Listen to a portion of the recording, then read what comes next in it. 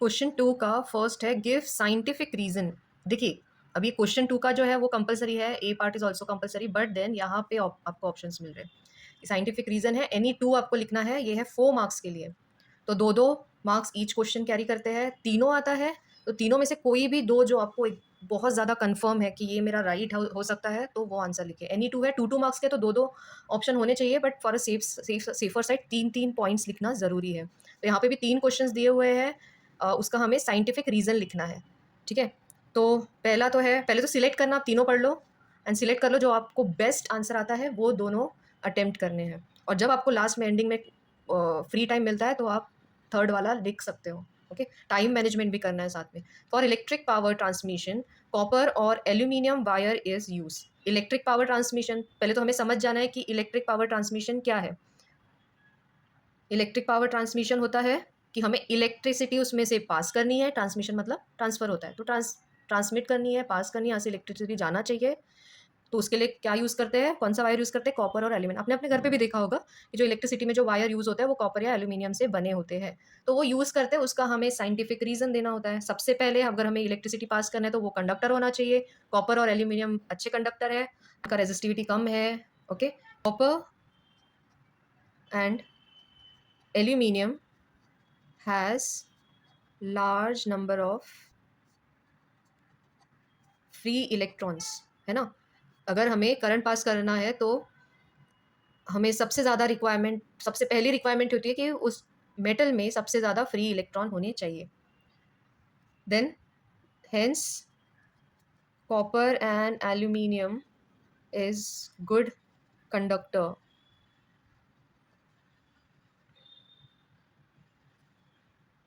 Good conductor of electricity.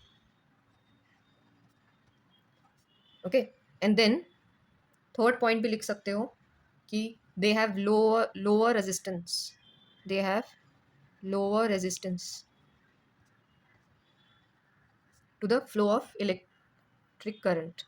Hence, और ending में ये करना है, hence for electric power transmission copper और and aluminium wire is used. Okay, फिर हमारा सेकंड क्वेश्चन है लेमन और टेमरिंड। लेमन होता है हमारे घर में जो नींबू होता है वो, टेमरिंड होता है जो इमली बोलते हैं हिंदी में। वो दोनों हम यूज़ करते हैं, मतलब उसमें से कोई भी एक यूज़ करते हैं to cleaning the copper vessel turn greenish. जो कॉपर वेसल ग्रीन हो जाते हैं उसके लिए हम लेमन यूज़ करते हैं या फिर टेमरिंड यूज़ करते हैं। तो क्यों, रीज़न क्या है, क्यों?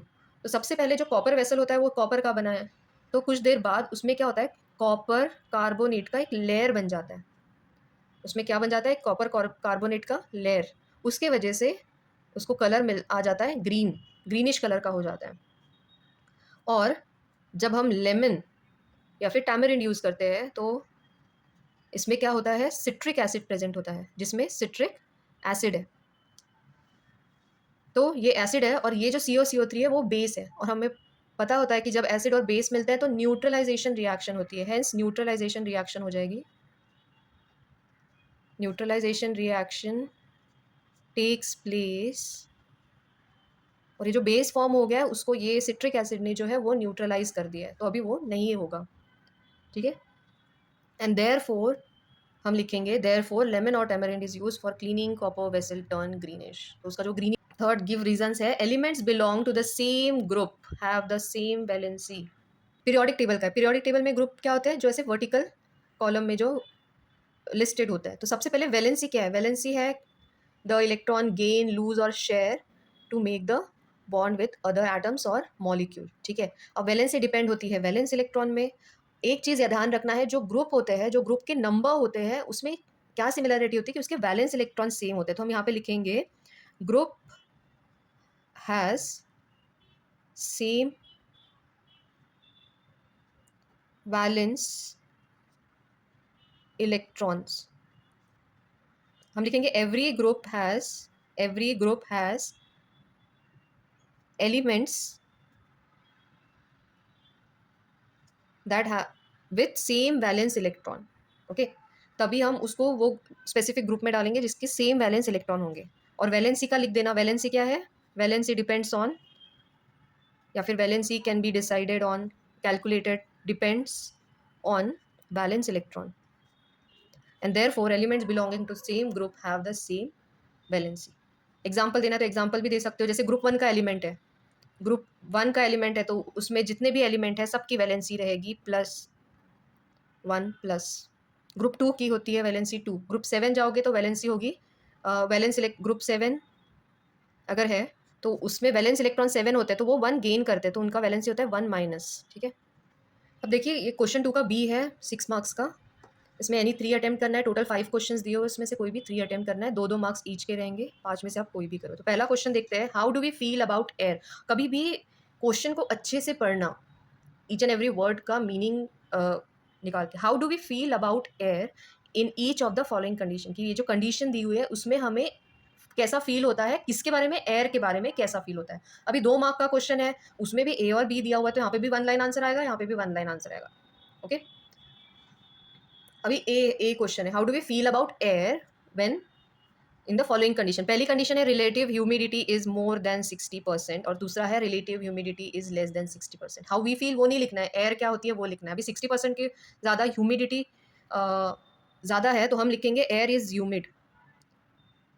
एयर कैसा है, एयर इज ह्यूमिड, या फिर मॉइस्चर कंटेन्स मॉइस्चर, क्या लिखेंगे, कंटेन्स मॉइस्चर। ह्यूमिडिटी मतलब मॉइस्चर ज़्यादा होता है। जैसे अगर आप कोस्टल एरिया में जाएंगे, कोस्टल एरिया मतलब जहाँ पे सी है, ओशन है, तो वहाँ पे एयर ह्यूमिड होता है, वहाँ पे ह्यूमिडिटी जो होती है 60% से ज़्यादा होती है, इसलिए एयर इज़ ह्यूमिड बोलेंगे, या फिर air contains moisture, more moisture.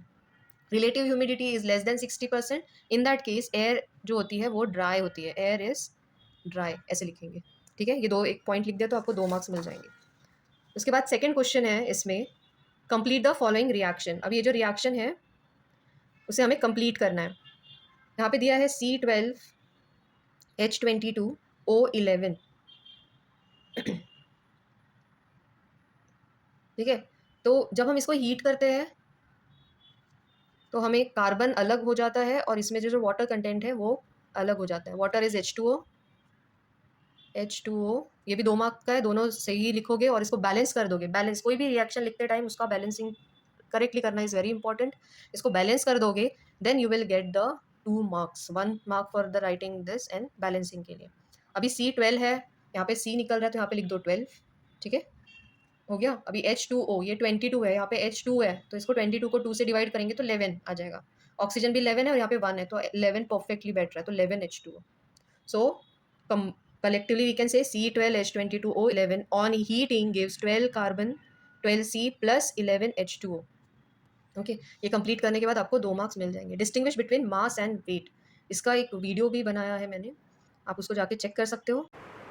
Mass is the total matter content in the body and weight का डेफिनेशन है it is the force with which object is pulled by gravitational force.